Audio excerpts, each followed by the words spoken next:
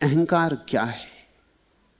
हीनता को छुपाने का उपाय है अहंकार। हीनता की भीतर गांठ है कि मैं कुछ भी नहीं, तो मैं कुछ होके दिखा दूं, इसकी चेष्टा है अहंकार। साधारणता प्रत्येक को यह हीनता की ग्रंथि है। क्यों? क्योंकि बचपन से प्रत्येक को कहा गया है कि कुछ होके दिखा दो, कुछ करके दिखा दो, कुछ नाम छोड़ जाओ, इतिहास में कुछ काम छोड़ जाओ। प्रत्येक को यह कहा गया है कि तुम जैसे हो ऐसे काफी नहीं हो, तुम जैसे हो ऐसे शुभ नहीं हो, सुंदर नहीं हो, तुम कुछ करो, मूर्तियां बनाओ, कि चित्र बनाओ, कि कविताएं बनाओ, कि राजनीति में दौड़ो, कि दिल्ली पहुंच जाओ, कि धन कमाओ, कुछ करके दिखाओ।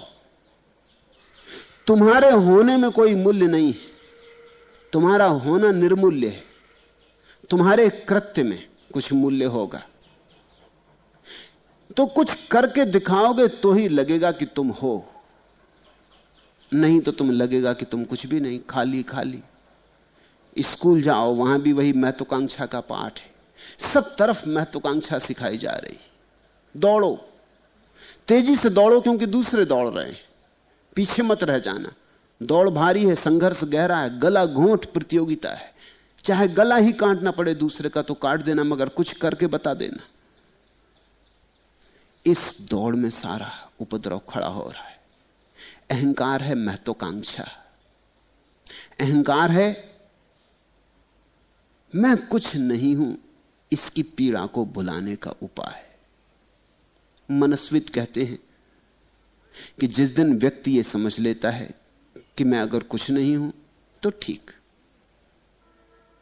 बिल्कुल ठीक, मैं कुछ नहीं हूं, मैं शून्य हूं तो शून्य हूं, और अपने शून्य से राजी हो जाता है, उसी दिन अहंकार समाप्त हो जाता है।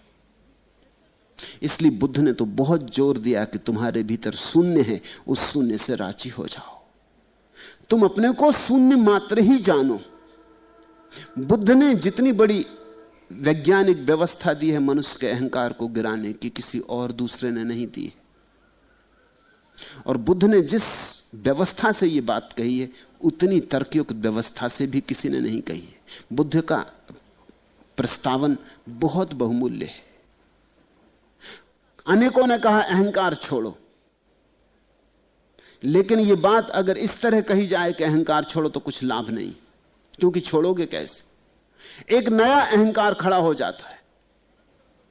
अहंकार छोड़ने वाले लोग एक नए अहंकार से भर जाते कि हम विनम्र हैं, कि मुझसे ज्यादा विनम्र और कोई भी नहीं।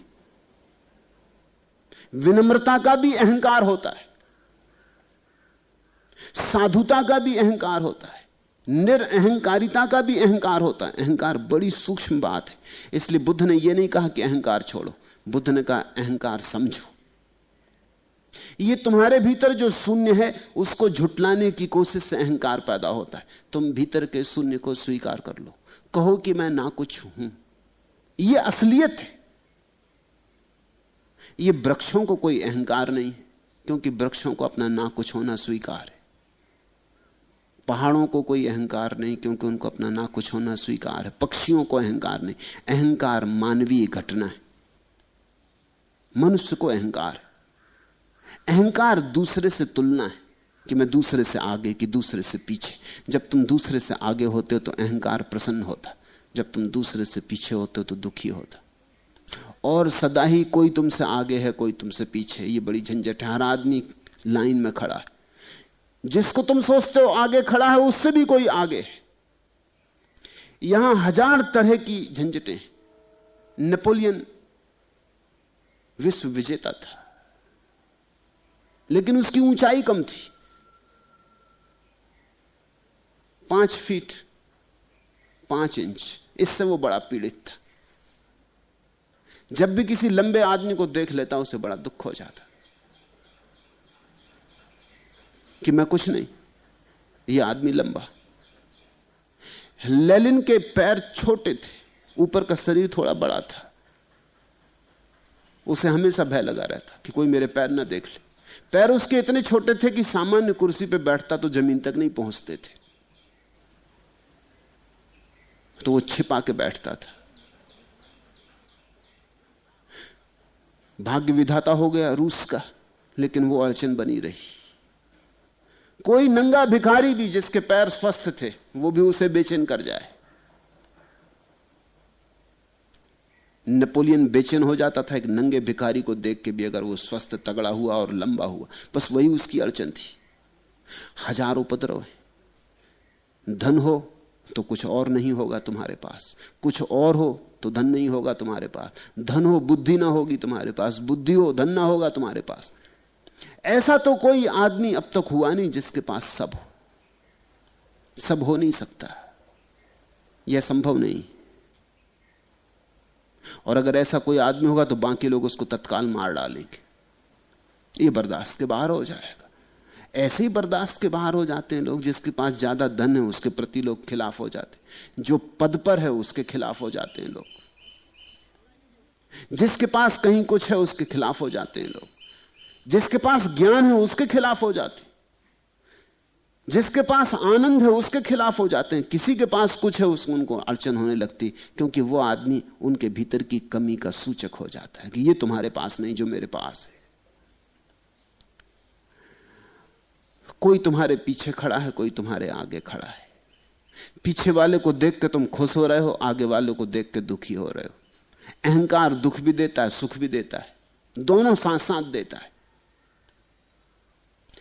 अहंकार का तुम पूछते भी हो कि क्या है अहंकार, इससे कैसे छुटकारा पाएं, तब भी तुम इस बात को ठीक से नहीं देखते। अक्सर ऐसा होता है, जो लोग पूछते हैं अहंकार से कैसा छुटकारा पाएं, वो उतने ही हिस्से से छुटकारा पाना चाहते हैं जितने हिस्से में अहंकार दुख देता है। जितने हिस्से में सुख देता है उससे नहीं छूटना चाहते। मगर जब तक तुम उससे भी ना छूटोगे जिसमें सुख देता है, तब तक तुम उससे भी ना छूट पाओगे जिसमें दुख देता है। अहंकार छोड़ने का एक ही अर्थ होता है कि तुमने अपनी तुलना करनी बंद कर दी। अहंकार छोड़ने का एक ही अर्थ होता है कि तुमने अपने शून्य भाव को अंगीकार किया और उसी शून्य भाव में तुम अद्वितीय हो गए। तुम्हारी कोई तुलना हो भी नहीं सकती। तुम जैसा आदमी कभी पृथ्वी पे हुआ ही नहीं और ना फिर कभी होगा। तुम्हारे अंगूठे का निशान तुम्हारे ही अंगूठे का निशान है। सारी दुनिया में इतने लोग हो चुके हैं, अरबों खरबों, मगर किसी के अंगूठे का निशान तुम्हारे अंगूठे का निशान नहीं है। और तुम्हारे व्यक्तित्व का ढंग भी तुम्हारा ही है। तुम तुलनीय नहीं हो। तौले की झंझट में पड़े, तौलो मत, तुलना मत करो, कंपैरिजन मत करो। तुम जैसे हो उसे स्वीकार कर लो। तुम जैसे हो वैसा होना पर्याप्त है। ऐसा तुम्हें प्रभु ने बनाया, इसको तुम धन्यभाग मानो, इसके लिए धन्यवादी हो और इस शून्य में राजी हो जाओ। तुमसे फिर बहुत होगा, लेकिन वो अहंकार के कारण नहीं होगा, वो तुम्हारी सहज प्रकृति के कारण होगा। जैसे नदियां सागर की तरफ बहती हैं, ऐसा तुमसे भी बहुत बहेगा। हो सकता है गीत रचा जाए, मूर्ति बने, होगा ही, क्योंकि जहां ऊर्जा है वहां कुछ घटना घटती रहेगी। लेकिन उस घटना के घटने में न तो चिंता रहेगी, न आपाधापी रहेगी, न दूसरों से प्रतियोगिता रहेगी, न स्पर्धा रहेगी। अभी तो तुम इस अहंकार के नाम पर सिर्फ अपने भीतर के शून्य को ढांकते हो, घाव को ढांकते हो। जैसे घाव पर कोई फूल रख ले, फिर घाव बड़ा होता जाता है तो और बड़े फूल चाहिए, और बड़े फूल चाहिए। फिर धीरे धीरे ऐसा हो जाता है कि घाव को छिपाने में ही जिंदगी बीत जाती। घाव छिपता नहीं और जिंदगी समाप्त हो जाती। और जिससे तुम घाव को छिपा रहे हो वही तुम्हारी फांसी बन जाती। किसी को किसी ढंग से अपना अहंकार भरना है, किसी को किसी और ढंग से। अंततः जीवन उसी अहंकार के भरने की कोशिश में नष्ट हो जाता है। तुमने ये पुरानी पौराणिक कथा सुनी होगी। एक योगी था वन में, एक चूहा उसके पास घूमा करता और योगी शांत बैठता, मौन बैठता, तो चूहा धीरे धीरे हिम्मत भी उसकी बढ़ गई, वो उसकी गोदी में भी आके बैठ जाता, उसके आसपास चक्कर भी लगाता, उसके पास आके बैठा भी रहता। योगी अपने ध्यान में होता, अपने आसन में बैठता, चूहा भी उसके पास आके रमने लगा। धीरे धीरे योगी को भी चूहे से लगाव हो गया। एक दिन चूहा बैठा था उसके पास, योगी ध्यान कर रहा था और एक बिल्ली ने हमला किया। योगी को चूहे पे बड़ी दया आई और अभी अभी उसे कुछ योग की शक्तियां भी मिलनी शुरू हुई थी। तो उसने अपने योग बल से कहा, मार जारो भव।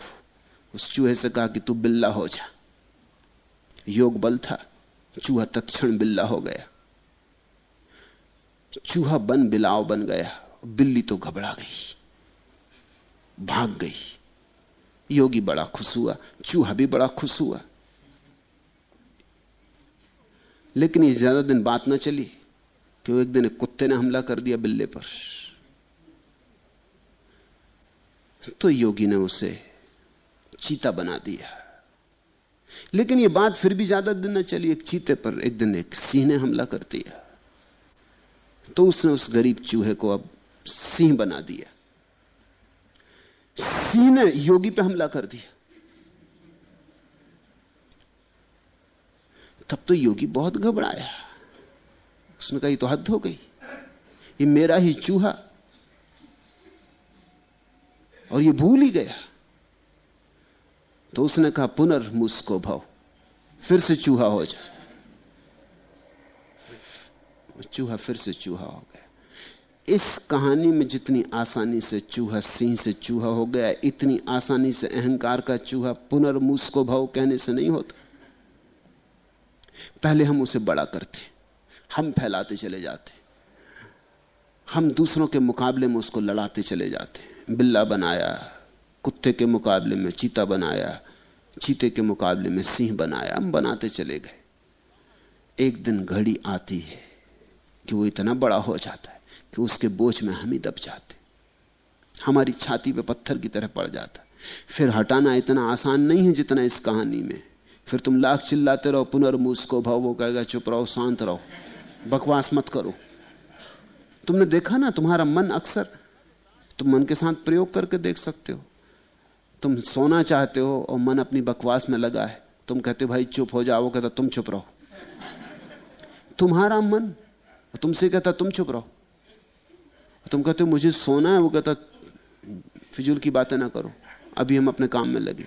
तुम्हारा मन और तुमसे ही टें। अब इतना आसान नहीं। इसको तुमने ही पाला, इसको तुमने ही बड़ा किया, इसको तुमने ही संभाला, इसको तुमने ही ऊर्जा दी। ये तुम्हारी ऊर्जा के बल पर आज अकड़ रहा है। लेकिन धीरे धीरे तुम इससे दबते गए, धीरे धीरे तुम छोटे होते गए और ये बड़ा होता गया। तुमने जिस शून्य को दबाने के लिए इसे खड़ा किया था वो तुम हो। शून्य हमारा स्वभाव है, शून्यता हमारा गुणधर्म है। उस शून्य को दबाने के लिए अहंकार खड़ा किया। अब ये अहंकार खड़ा हो गया, अब ये तुम्हें दबा बैठा। पहले तुम बड़े खुश हुए कि चलो इसके सहारे दूसरों को हमारा शून्य नहीं दिखाई पड़ता, दूसरों के सामने अकड़ के चल लेते हैं, दुनिया में ख्याति फैल रही, नाम हो रहा। फिर ये बहुत अकड़ गया, फिर इसने तुम्हें जोर से दबा लिया। अब तुम घबराते हो कि इससे कैसे छूटे, ये तो गर्दन दबाए दे रहा है। लेकिन अब इतना आसान नहीं। एक बार तुमने इसके हाथ में बागडोर दे दी तो लेने में समय लगेगा। कभी कभी जीवन भर लग जाता है, कभी कभी अनेक जीवन लग जाते। जब जाग जाओ तभी से दो काम शुरू कर दो। एक कि अब इसे और शक्ति मत दो, दूसरा कि अपने शून्य भाव का धीरे धीरे स्मरण करो। इस भाव में रमो कि मैं ना कुछ हूं। पहले तो बहुत कष्ट होगा, मैं ना कुछ, यही तो जिंदगी भर मानना नहीं चाहा। दुनिया